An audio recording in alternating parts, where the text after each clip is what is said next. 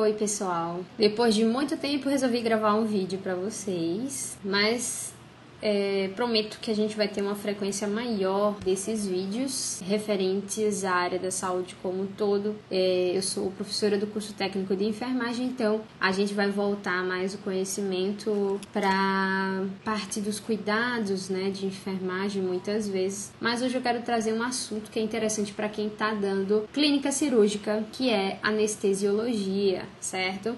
A gente sabe que o surgimento da anestesia para o ramo da medicina e para a área da cirurgia foi uma revolução muito grande, até porque logo de início, né, as cirurgias elas eram feitas de uma maneira bárbara, né, porque não existia anestesia, os profissionais eles tinham que agir rápido, as cirurgias eram feitas em última situação, inclusive temos nomes muito importantes nesse início das cirurgias sem anestesia, então temos o nome do cirurgião Robert Linston, que eu posso até trazer para vocês um pouco da história dele, mas é muito interessante saber como eram as cirurgias antes de existir os princípios de asepsia e antes de existir os princípios da anestesia. Então, Robert Linston ele realizava cirurgias de amputação em 2 minutos, em 20 segundos ele conseguia fazer uma amputação, porque ele sabia que como existia o fator da dor, a gente não poderia ter uma cirurgia longa, tá? E por conta disso, nem todas as cirurgias elas obtinham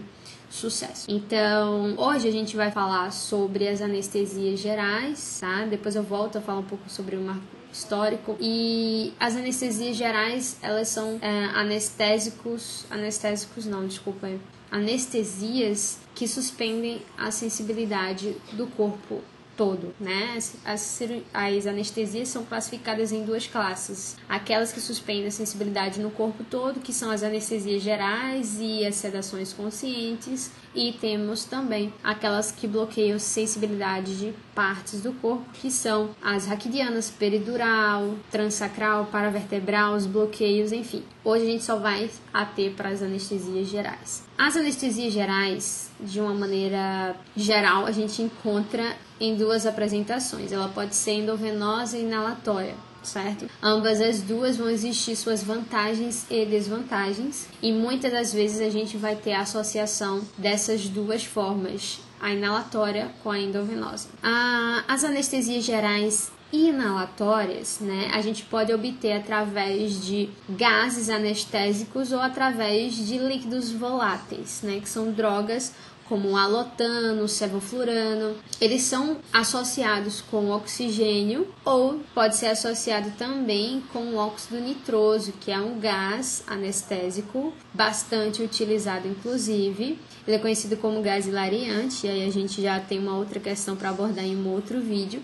Mas esses gases e esses líquidos voláteis que a gente inspira, ele vai fazer a sua absorção através das vias respiratórias, né? Então, a gente tem a expiração desse gás, desses líquidos voláteis, eles vão lá nos alvéolos, né? Que vão passar para os capilares, que vão agir nos nossos centros cerebrais, produzindo a depressão do sistema nervoso central. Esqueci de definir o que seria anestesia geral. E aí eu vou definir para vocês. A anestesia geral é um estado de narcose, que seria uma depressão do sistema nervoso central provocado por agentes farmacológicos, mas além a gente não vai ter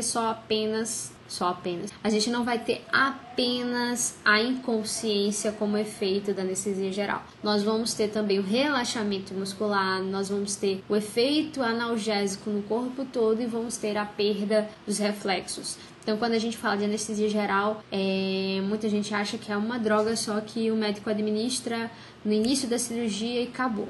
Não. A anestesia geral são várias drogas associadas que o anestesista vai administrar nesse paciente, porque existem vários objetivos, como eu acabei de falar. A perda da consciência, que é a hipnose, o relaxamento muscular, nós vamos ter o objetivo da analgesia. Muitas vezes o anestesista, ele vai fazer uma medicação para evitar respostas alérgicas, como antihistamínicos, e também medicações para evitar evitar êmese durante o intraoperatório, então para evitar broncoaspiração durante a cirurgia. Então temos várias drogas, no mínimo umas 10, que são administradas no processo da anestesia geral. E o que é que acontece? Nessa divisão de anestésicos gerais inalatórios, nós temos também a classificação em anestésicos gerais endovenosos, e aí nós temos como vantagem desses anestésicos é que o efeito dele é muito rápido, a ação dele. A desvantagem desse anestésico geral endovenoso é que também ele pode provocar muito rapidamente, se houver um erro de dosagem, de cálculo, enfim, a depressão respiratória, né? Tem um poder altamente depressor do sistema respiratório, e temos, por exemplo, um dos fármacos que é o tiopental, que ele promove isso. Então, uma coisa que a gente sabe é que nos anestésicos gerais a gente vai ter estágios que podem ser atingidos. E vai desde o 1 até o 4. Esses estágios da anestesia geral são conhecidos como estágios de Guedel. Guedel criou esses estágios a partir da observação dele. Com o avançar da administração dos anestésicos, ele foi percebendo que existiam manifestações clínicas que eram constantes cada paciente que se submetia ao anestésico geral. Então, no estágio 1, quando a gente inicia a administração desse anestésico, do anestésico geral, o paciente ele começa a ficar torporoso, ele fica sonolento, ele sente um calor, ele fica tonto, né? Ele ouve ruídos, rugidos, ele tenta mexer as extremidades do dedo, porém ele tem muita dificuldade para fazer esse tipo de situação, então ele fica com aquela sensação confusa, e quando a gente vai fazer a avaliação do reflexo pupilar, né, através da fotorreação, essas pupilas elas estão tendo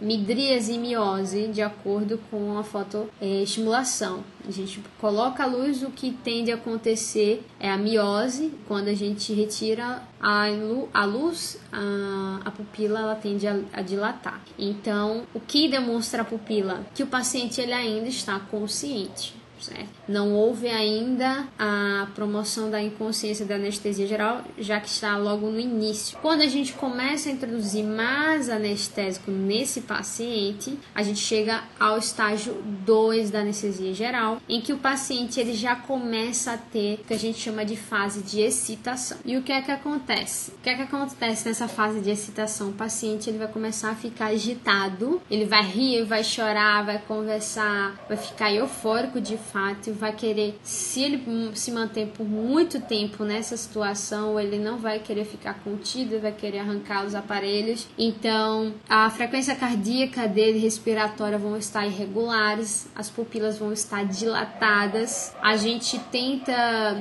faz a estimulação com a luz, as pupilas elas chegam até a se contrair, só que elas contraem menor, como posso dizer, com menor intensidade, certo? Então, nesse momento, o paciente está agitado. É um período que eu não quero deixar esse paciente por muito tempo. Quando eu aumento a concentração de anestésico no organismo desse paciente, ele passa para o estágio 3 da anestesia geral, e é o estágio em que o paciente ele está inconsciente, deitado, imóvel sobre a mesa cirúrgica. E esse tipo de estágio é o que a gente vai querer para o momento da cirurgia. Os padrões vitais do paciente vão estar estáveis, ou seja, a frequência cardíaca, respiratória, tudo ok.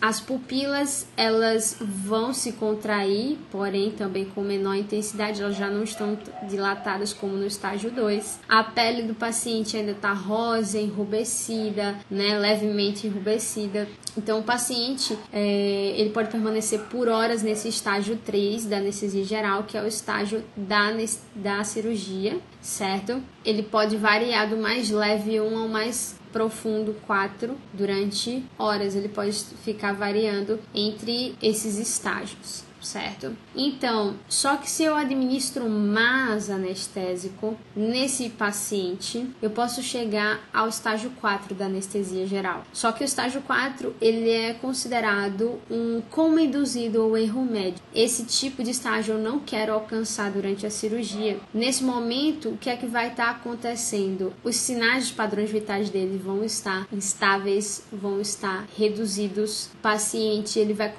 começar a ter uma lesão a nível bulbar. O que é que acontece?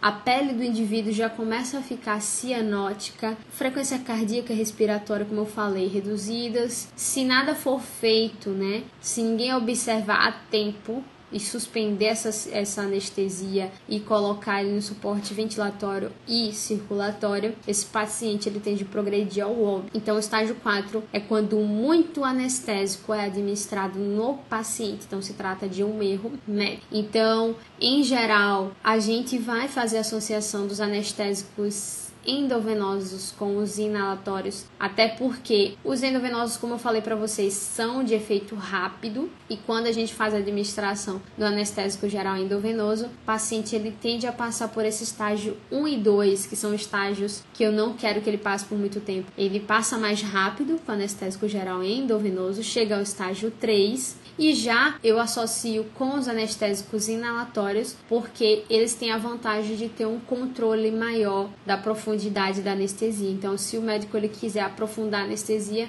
eu aumento a concentração do gás no organismo do paciente. Se eu quero que ele reduza, tá, a profundidade da anestesia, é só diminuir a concentração do gás no organismo do paciente. Então, as duas formas de anestesia geral endovenosa e inalatória, elas se combinam, elas têm suas vantagens e desvantagens. Então, por conta desse relaxamento muscular, a gente pode ter um risco de depressão respiratória. O paciente ele pode parar de respirar, é normal isso acontecer, e por conta disso, todo paciente que submete a uma anestesia geral, ele é entubado, certo? Não é porque o paciente está grave que ele vai ser entubado, não. A anestesia geral em si, ela promove o relaxamento muscular, e para o médico garantir as vias aéreas do paciente é realizada uma intubação, certo? Para fim de garantir o padrão ventilatório desse paciente. Então, espero que eu tenha falado de uma maneira simples. Posso ter falado muito rápido, muita informação, mas qualquer dúvida comentem aqui embaixo do vídeo, e eu pretendo trazer mais informações para vocês sobre os anestésicos agora regionais, tá certo? Para a gente fechar esse assunto de anestesiologia, e até o próximo vídeo.